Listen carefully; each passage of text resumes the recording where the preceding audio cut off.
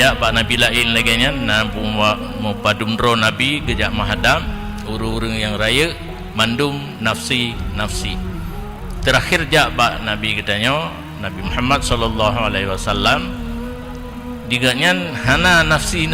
ummati geutamakan kegedanya umat. Maka gesujud nabi di bawah aras gemohon kepada Allah nyo hamba be'le muno nyan menyo di dunia menyo hana salah lung kerengkeng urang dicelok lang kerengkeng kan golomna keputusan hukum golong kan nah nyo ke kerengkeng rupanya di dunia berpedoman ke dia golom dihisap golom sapu ka gedut di bawah teriknya matahari. Nabi gemohon ba Allah be'le laganyo umat nesidang gede li Allah Ta'ala Nabi wate kalan kagak sujud gedut hai sujud kasih dunia hino pu sujud lom hana lagot le sujud rupanya wate trukudi yang kehino dah sujud penan bukeng butrip dalam doa dalam sujud asai pe doa bahasa Aceh bahasa Indonesia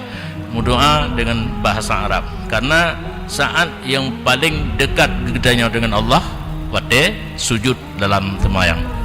hana pu sujud lain na urang temanyang gak nyang ka biasa li sembahyang sujud lom dalam sujudnya yang doa nyan hana tetupunan sujudnya sujud na sujud tilawah na sujud syukur na sujud lam sembahyang nyan pu sujud kecuali na datang nikmat kali lahian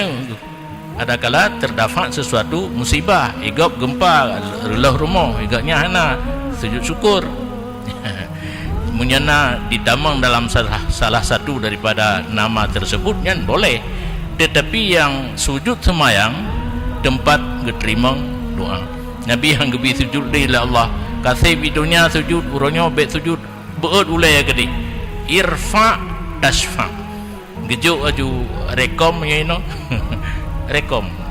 angkat kepalamu Muhammad tashfa kegata kalau idin untuk syufaat kepada umat lun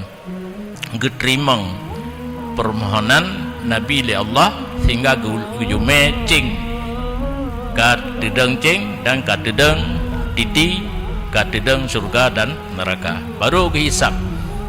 nyan hana nabi yang lain tetapi sino wajib gedanya iktikeun para nabi memandumna hak untuk membantu umat tapi kahino di dunia pada hari kiamat. Kemudian maka syafaat ulama lih para nabi nagebi jatah lam li Allah kepada ulama. Kemudian maka syafaat syuhada urang syahid. Kemudian maka syafaat sekalian orang yang mukmin atas sekira-kira kemegahannya kepada Allah Ta'ala dan sekira-kira derajatnya kepada Allah Azza wa Jalla. Yang paduboh tingkatan kah nabi, ulama, urang syahid dan urang-urang mukmin yang lain yang hana ditamang dalam kelompok ulama dan urang syahid geizin li Allah menurut dumna martabat dan kemegahan gaknya di sisi Allah dan pangkat di dunia pangkat di sisi Allah dalam kelompok urang syahid hanaruh gaknya dalam kelompok ulama pi hanaruh gaknya na kelebihan di sisi Allah geizin li Allah